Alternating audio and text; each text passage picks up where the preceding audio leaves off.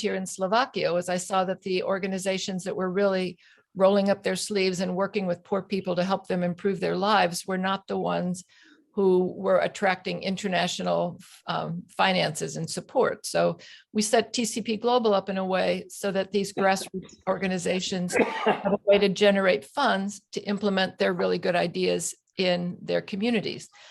And local people are the best judge of what will truly improve their community. But sometimes it's a real stretch for them to try to write a grant to convince somebody else. So if we empower them by giving them their own funds to manage, they can implement their really good ideas in the most cost-effective way. So, and the program earnings help them implement those ideas. So the TCP Global Mission is twofold. It's very obvious that one of the things we want to do is assist marginalized entrepreneurs with affordable loans. But equally important is that we want to provide a steady revenue stream for grassroots organizations to help implement their ideas to improve their communities. And we want our partners to use program earnings. It's been a real struggle to get partners to use program earnings, because I think there's this idea that if they take that money, if they take their earnings out of the loan pool, that they're somehow depriving people of loans. But we'll replenish those funds coming in so that they'll always have enough money for the loans, but we also want them to implement their ideas to improve their communities.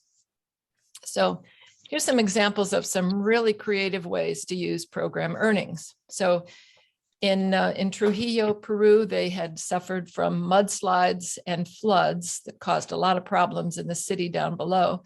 Plus up in the mountains, the people were barely surviving because they couldn't make it off of one crop a year. So what Pedro from Agravida did was he used program earnings, about $4,000 in earnings, to build about 6 of these reservoirs way up in the mountains. And people laughed at him when they were doing this, but now they're starting to replicate what he does.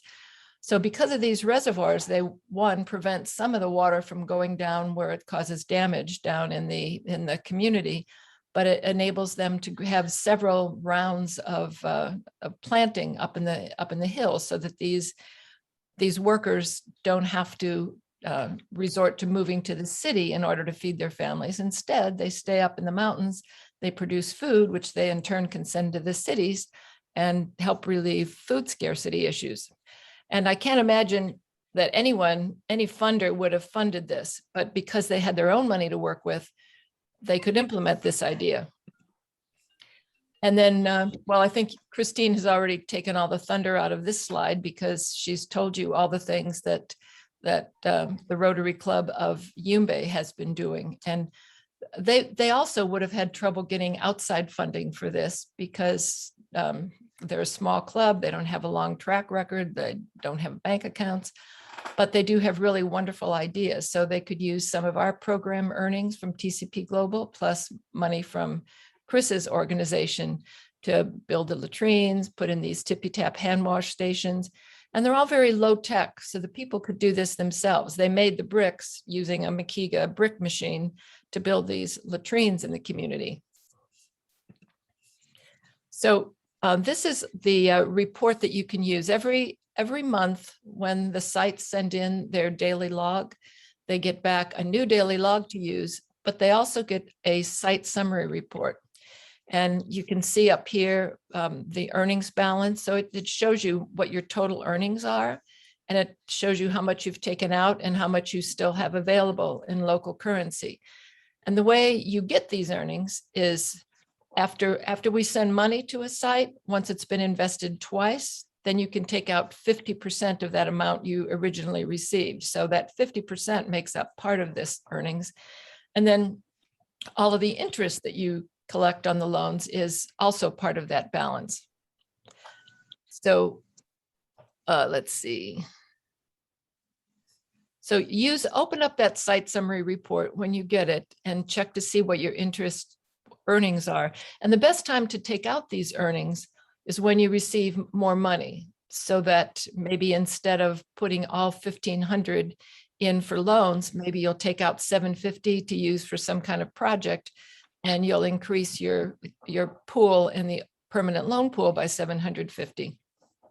And don't feel like you're cheating your borrowers. You're actually giving added value because you're doing some other kind of project that's also going to help them.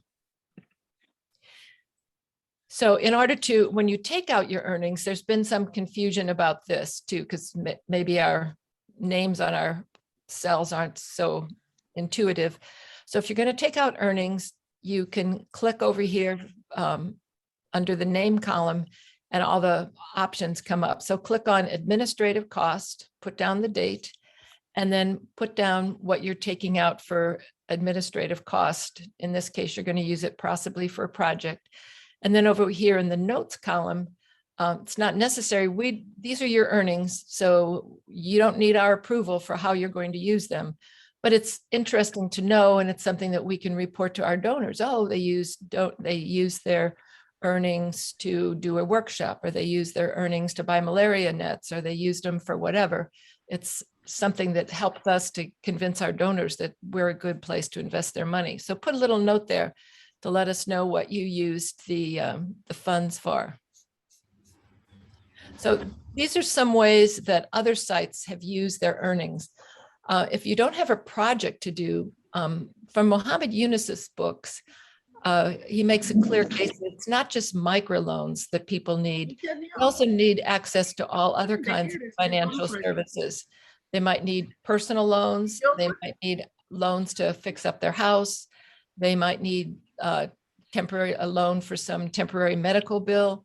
So you could take out your earnings, and you can use your earnings to run a separate microloan program, but for personal loans. Because TCP Global money can only be used for something that produces revenue. But when you take out your earnings, you can use those however you want, and you can provide additional services to the people so they can get affordable loans for those other emergencies that they have. Oh, and another thing that they've done in La Victoria is they've set up a fund for students who want to complete their studies. A college degree is not very expensive in Colombia, but they do need money for, books and transportation and things. So in La Victoria, they have a fund where they give loans to people who want to complete their studies. And then they don't have to pay it back with interest until after they've completed their studies. So I think there's nothing better that a community can invest in than in their human potential, investing in human resources. So if you can use your loan earnings to help people complete their education, that's a wonderful contribution to the community. So another thing they did in La Victoria, they set up a women's sewing cooperative, bought the sewing machines and the material. And now the women make things to sell in the community, and the earnings from that pays all the utilities at their community center. And in Yumbe, what a lot of the women did was for the savings groups, they took out their earnings to buy chairs. And it may look really, romantic, idyllic to sit under a mango tree and do your microloan transactions, but it's a lot more comfortable. And I also heard from a doctor recently who had been in Uganda that when you're sitting on the ground all the time, it contributes to getting worms. It's much healthier if you sit in a chair. So that's what they use their earnings for too. Okay, so when you get your site summary report, be sure to check down at the bottom. It lists all of the open loans, and it also lists all the closed loans. So you can see the total amount of the loan, how much they paid in total. And it's good to compare this to your records to make sure that our records are in sync, that we have the correct information. If anything doesn't agree with your records, then get in touch with me and we'll see what the problem is, what the difference is. And this report also shows you how much your loan earnings are. We don't calculate the interest until the end when the loan is paid off in full. You can charge whatever interest is appropriate in your area, as long as it doesn't exceed the bank rate for equivalent type of loans. And then when the loan is paid in full, then we calculate retroactively what the loan rate was in effect for that particular loan.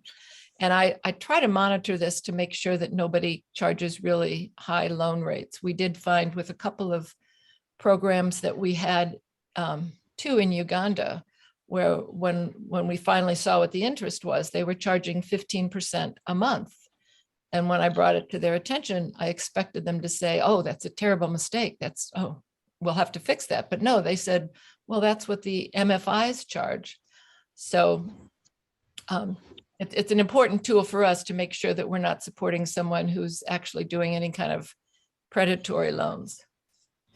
So another thing to check on your, so these are closed loans from a site, and they show you what the ones highlighted in yellow charged unusually high rates of interest. So when you get that site summary, look down at the bottom, and if you see anything highlighted in yellow, check your records to see if maybe they made too many payments or if a payment was reported wrong. And if they overpaid, then it's appropriate to pay them back so that we didn't charge anyone a rate of interest that was much too high. And note that the interest here is reflected as monthly interest. So to figure out what that would be on an annual basis, you would multiply that by 12. So some of these highlighted here are actually paying 72% annual interest, which is much too high. And those need to be corrected and refunded. Okay, so